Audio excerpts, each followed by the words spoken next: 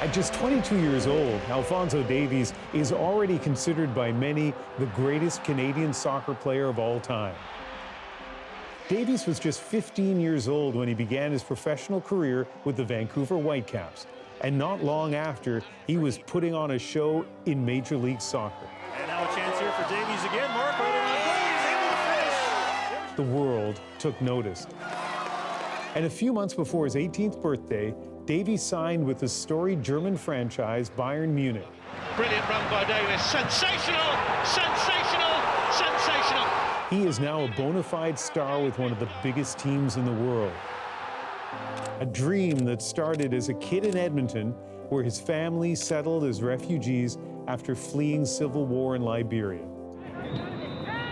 Edmonton is where Davies first fell in love with the game and set him on a path to become the face of Canadian soccer.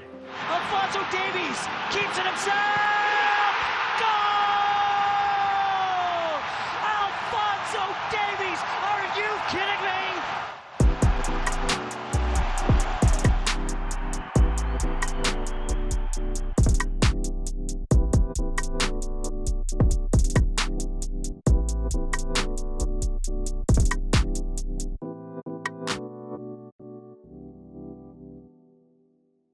We have a lot to talk about in terms of what's going on now, but I want to go back just for a couple of moments and ask you first of all about just your love of soccer. Like when you think back to your childhood, do you remember that moment where you thought, I just love this game so much?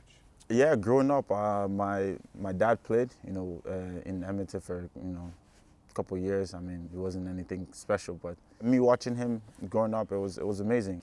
Yeah, I just try to replicate what I see. I try to put in my game. Even at a young age, playing football was just, for me, for fun. It was just me being myself, expressing myself, being who I am and just enjoying the game. Your parents, their incredible story of being refugees, coming to Canada, having to work really long hours, and you put in a position, as I understand it, to help take care of your siblings at home. Yeah, growing up, my parents, they did each work 2 jobs each, trying to provide for the family. I had a little brother and a little sister. Yeah, I mean, changing diapers at the age of, I think, 9, 10 wasn't easy. Myself, I'm a kid as well, so. And once I step on the football pitch, I forget about all that. I just go out there, have fun, just enjoy in every moment that I have to play the sport.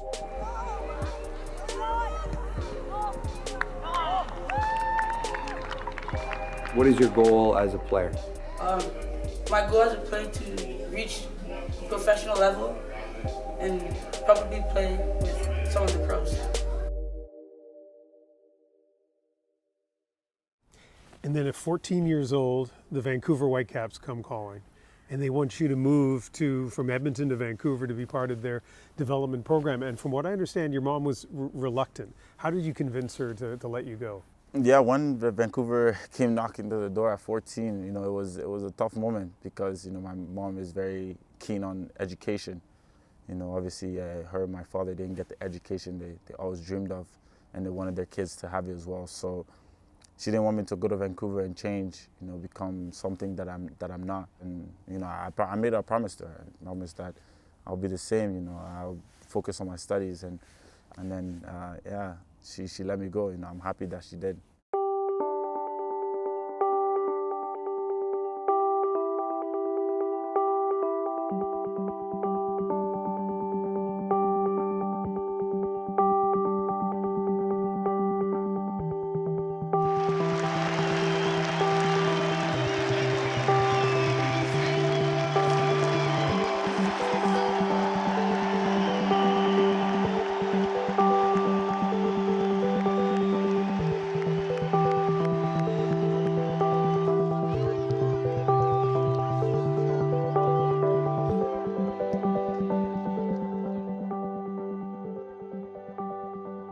That was then.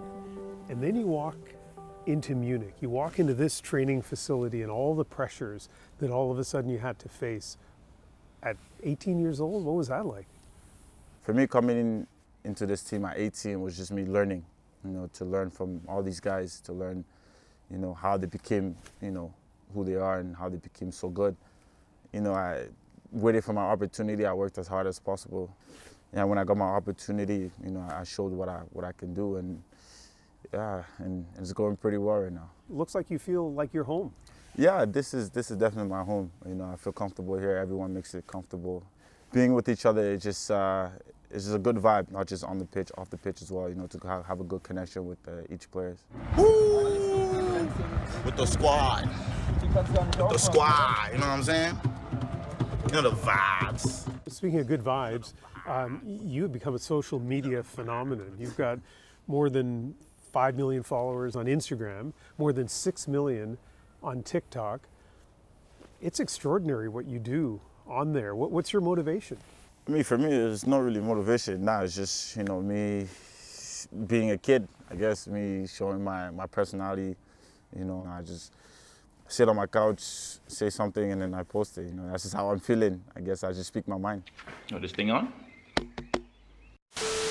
How old is my soulmate right now?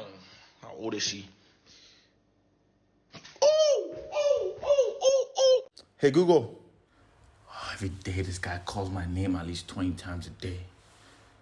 Yeah, how can I help you? Can you play chop sup blah blah? Maybe now. Can you play that? Bro, that's not even the song name. Like if you're gonna request a song, at least know the damn name. Oh my God, man. Playing Hot Now by NBA Youngboy. You the guy. The social media version of Alphonso Davies does seem like a fun guy, and I guess that's what you're really like. But also on Twitch, I saw a clip where you said, you know what, like you're living a great life. It's great to be a professional football player, but at the same time, it's kind of lonely here. You don't have a big group of friends. Yeah, it's nice, you know, to be a professional, to, you know, to play the sport I love each and every day. You know, after training, I think when you go home, you know, most of the players, they have, you know, families, they have kids, they have wives, you know, they have people around them. For me, I came here by myself, you know, I have a couple friends.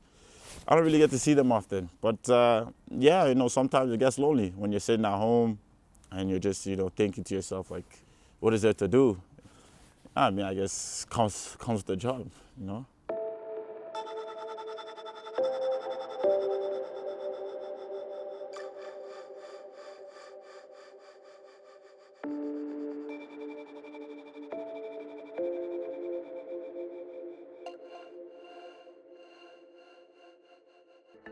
When I look back at my life, I often wonder, where would I have been if I stayed in the refugee camp?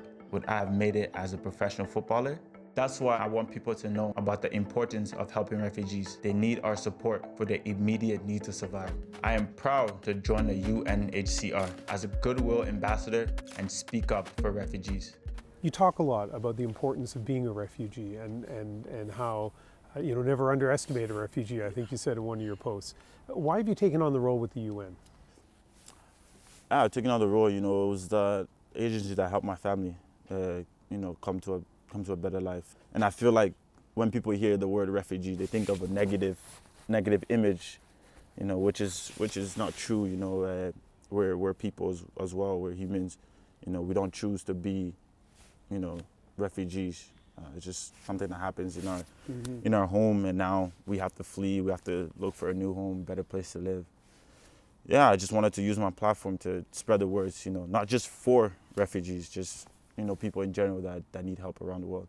We have a lot of positive things to talk about, but I want to ask you about one other big challenge, and that was the myocarditis, the enlargement of the heart that you got after you were infected with COVID. That must have been a scary time. Yeah, that was very scary. I was just doing my time at home, my quarantine, and I got a phone call from the doctor. He was like, yeah, you have myocarditis. You know, I didn't know what it was. You know, he explained to me what it was, and I was like, okay. So I was like, all right, how long am I gonna be out? I think that was a scary thing when he said, we don't know.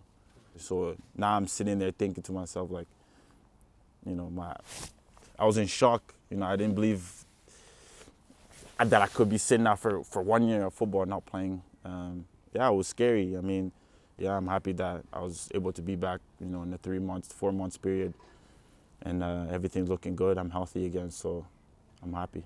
So you missed some games, including you missed the game where Canada qualified for the World Cup. Yeah. But you watched it, and we watched you watching it. This is the moment the country has waited for. I've dreamt of this moment. My dreams about to come true. The whole country, everybody on this pitch, everybody in Canada, dreams about to come true, bro. Boys did well, man. Man, these guys did so well. I can't believe it. Going to the World Cup. When I found out that I wasn't able to, be with the team, when they qualify, it's a moment that would last forever in everybody's mind, not just the players, the whole country. It was really emotional because we started this journey, I don't know how long ago, and we all told ourselves that we want to make it to the World Cup. We know it wasn't going to be an easy road. And yeah, I mean, that time was very emotional for everybody, not just for me, for the whole, everybody on the pitch, and also, I'm sure, some Canadian fans as well.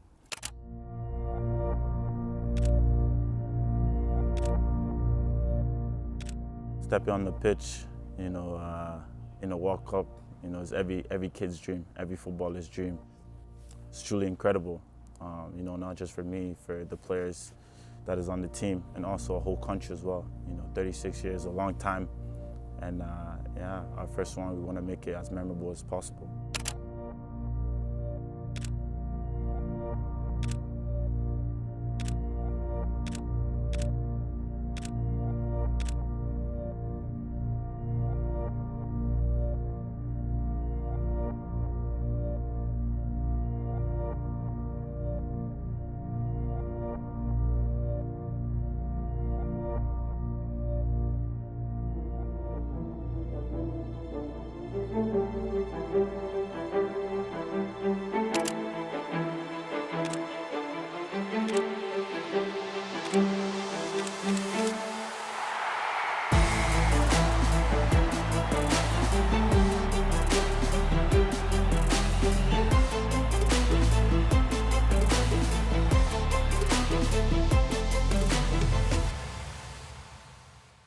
Well, you've given Canadians a lot of reason to be proud, and I want to play a clip from the interview that you and I did 4 years ago. Sure. And I asked you then about your motivation, like kind of, what motivated you as a young man playing football. And here's a clip, and we edited it back 4 years ago, but I just want to play it for you now. Seeing where they come from and seeing where we are now, I think that's one of the reasons I try to keep my head level, and I'm also trying to, stay humble for my mom. She gave me the opportunity, and I don't want to be getting a big head and then something happened, and then she goes, what happened? I don't want to disappoint her. So that was Alphonso Davies 4 years ago. You were laughing when you saw yourself? It's funny seeing yourself when you're so young. Yeah. But in terms of your motivation 4 years ago to not disappoint your parents, your mother in particular, how would you describe that now? I think I'm doing a good job. Yeah, they're proud of me. They're happy. They call me every day, to check up, and they told me how proud they are of me. It's nice to see, because they sacrifice so much to give us a better life, and I want to give everything back to them.